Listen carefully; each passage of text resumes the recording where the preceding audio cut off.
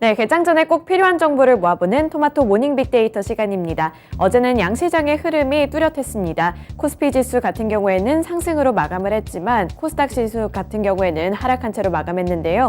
외국인의 수급이 중요했습니다. 이 안에서 외국인과 기관의 수급 모두 살펴보면서 오늘장 힌트도 얻어보겠습니다. 네, 코스피 시장에서 외국인은 다시 한번 반도체 투톱을 모두 다 매수했는데요. 삼성전자를 가장 많이 매수했습니다. 외국인이 삼성전자를 무려 3,108억 원가량 매수를 했는데요. 지금까지 반도체주를 최근까지만 해도 많이 팔았는데 올 달 들어서면서는 삼성전자를 지속적으로 매수하고 있습니다. 또 그 아래로 보시면 2차전지 관련주들이 있는데요. 삼성 SDI 그리고 LG 에너지솔루션 같은 2차전지 관련주들 어제 호실적 발표하면서 시장에 큰 관심을 받았습니다. 외국인의 매수세도 큰 폭으로 들어왔고요. 마지막으로 LG화학에서도 외국인의 매수세가 포착됐습니다. 네, 넘어가서 기관 쪽 살펴보시면 기관도 마찬가지로 반도체를 향한 투자 심리가 나쁘지 않습니다. 삼성전자를 많이 주워 담았고요. 또 호실적 영향을 받은 2차전지 셋업체들도 모두 다 매수했습니다. 그 아래로 보시면 하나금융지주 그리고 셀트리온 쪽으로도 기관의 매수세가 나타났습니다. 네, 매도한 종목들 살펴보겠습니다. 코스피 시장에서 외국인은 삼성전자 우선주를 가장 많이 팔았고요. 그리고 아래로 보시면 아모레퍼시픽이 어제 급락을 했습니다. 실적 영향을 받았는데 7% 넘게 급락을 했는데요. 외국인의 수급이 많이 빠져나가면서 이 지수 역시 하락으로 이끌었습니다. 또 포스코홀딩스, 현대차 쪽에서도 외국인의 매도세가 포착됐는데요.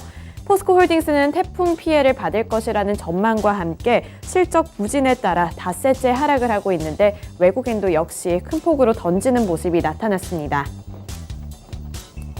네, 이어서 기관 쪽 살펴보시면 기관 LG전자를 가장 많이 팔았고요. 또 반도체 투톱에서는 기관의 수급이 좀 엇갈렸습니다. 삼성전자는 많이 사들였는데 SK하이닉스는 던지는 모습이 나타났고요. 그리고 플랫폼 관련주들 해서는 기관이 모두 다 팔았습니다. 네이버와 카카오 일제히 다 판 가운데 완성차 업체 쪽에서는 현대차를 가장 많이 팔았습니다. 네, 코스피 시장에서의 특징주 살펴보겠습니다. 네, 첫 번째로 2차전지 셋업체들 모두 다 살펴볼 텐데요. 삼성 SDI 그리고 LG 에너지솔루션이 일제히 3분기에 호실적을 기록했습니다. LG 에너지솔루션의 연결 기준 매출액을 보면 이번에 흑자 전환을 했다고 잠정 집계됐다는 부분을 공시했는데요. 올해 3분기 영업이익은 5,219억 원으로 지난해 동기 대비 흑자 전환에 성공을 했습니다. 또 이번에 중대형 전지 판매 호조로 인해서 이렇게 웃도는 실적을 기록을 한 건데 삼성 SDI 같은 경우에도 3분기 영업이익이 5,658억 8천만 원으로 작년 같은 기간보다 51.51% 늘어났다고 공시했습니다. 또 삼성 SDI의 3분기 매출액은 5조 3,679억 원으로 작년 동기 대비 56% 이상 늘었는데요. 호실적을 기록하게 되면서 대형 셋업체들이 일제히 상승을 한 가운데 2차전지 관련주들을 향한 투자 심리도 대폭으로 개선이 됐습니다. 네, 두 번째 특징주 살펴보겠습니다. 아모레퍼시픽은 앞서 살펴봤던 2차전지 셋업체들과는 좀 다르게 실적이 부진할 것이라는 전망과 함께 아모레퍼시픽 급락하는 모습이 나타났는데요. 올해 3분기 예상치를 크게 밑도는 실적을 발표할 것이라는 증권가의 전망이 나왔습니다. 국내 면세점이 부진한 데다가 중국 사업의 매출액이 약 40%가량 떨어질 것이라는 건데요. 아모레퍼시픽은 올해 3분기 전년 동기 대비 60.9% 감소한 197억 원의 영업이익을 기록할 것으로 추정이 된다면서 이 소매 판매 부진 영향이 지속적으로 나타날 수 있다는 부분에 증권가들은 우려감을 내비쳤습니다. 따라서 아모레퍼시픽은 어제 7% 넘게 급락했습니다. 네, 코스닥 시장 살펴보겠습니다. 코스닥 시장에서 외국인은 2차전지 관련주들을 대체적으로 매수했습니다. 에코프로, 에코프로비엠, LNF 일제히 다 매수했는데요.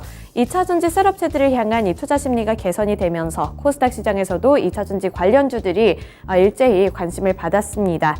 그 아래로 보시면 WCP 쪽으로도 외국인의 매수세가 들어왔는데요. 상승을 하다가 하지만 오후장에서는 좀 하락 반전하는 모습이 나타났습니다. 며칠 연속으로 올랐던 것에 대한 차익 실현 매물이다 이렇게 평가를 해볼 수 있겠고요. 그리고 아래로 보시면 최근에 호재 소식을 나타내고 있는 이 메가스터디 교육 쪽으로도 외국인의 매수세가 유입됐습니다. 기관 마찬가지로 2차전지 쪽에서 LNF를 가장 많이 담았고요. 그 아래로 보시면 게임주에서 위메이드도 큰 폭으로 담았습니다. 위메이드 같은 경우에는 어닝 쇼크를 기록했는데도 불구하고 주가는 강세 흐름을 나타냈는데요. 그 베이스에는 기관의 수급이 있습니다. 또 아래로 덕산 네오록스, 아프리카 TV, 유진테크도 있는데요. 이 덕산 네오록스 같은 경우에는 또 애플과도 엮어볼 수 있는데 이 월가에서는 애플의 매출액이 늘어날 것이라고 전망을 하고 있다는 점 체크해 보셔야겠습니다.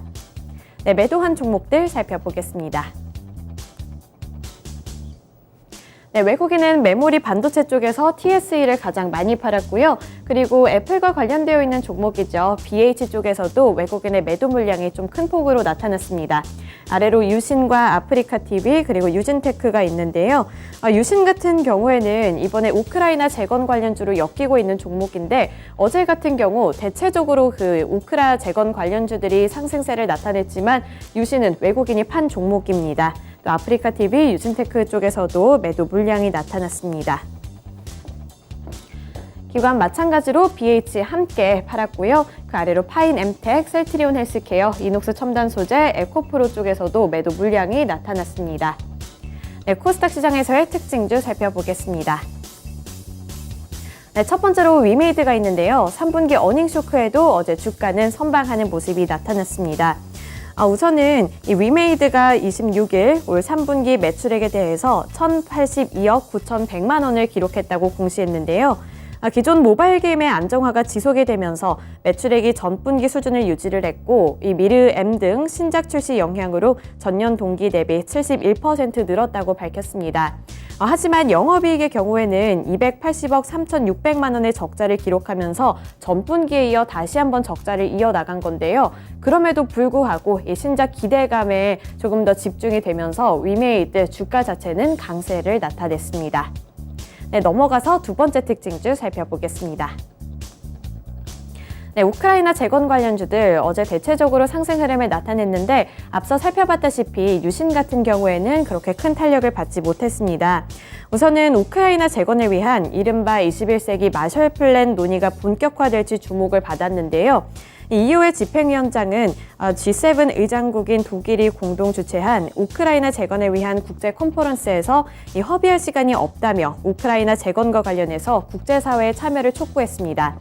따라서 국내 관련 종목들도 상승세를 나타내는 모습이 대체적으로 나타났다는 점 체크 포인트로 두셔야겠습니다. 네, 마지막으로 오늘 주요 일정까지 함께 살펴보겠습니다. 네, 오늘 중요한 실적 발표와 또 여러 가지 지표들이 많이 예정이 되어 있는데요. 우선 미국 쪽에서는 3분기 GDP 예비치가 발표될 예정입니다. 현지 시간 기준이고요. 그리고 유럽 쪽에서도 기준금리가 결정될 예정이니까요. ECB 쪽에서는 또 경기 침체, 인플레이션을 또 어떻게 해석을 하고 기준금리를 결정하게 될지 체크해 보셔야겠습니다. 또 미국에서는 빅테크 기업들의 실적이 연이어서 발표가 됩니다. 애플과 인텔 그리고 캐터필러까지 실적을 발표할 예정이라고 하는데요. 현지 시간 27일 기준이기 때문에 우리나라 시간으로는 내일 오전쯤에 확인을 해보셔야겠습니다. 네, 이렇게 오늘 주요 일정까지 함께 살펴봤고요. 지금까지 토마토 모닝 빅데이터 시간이었습니다.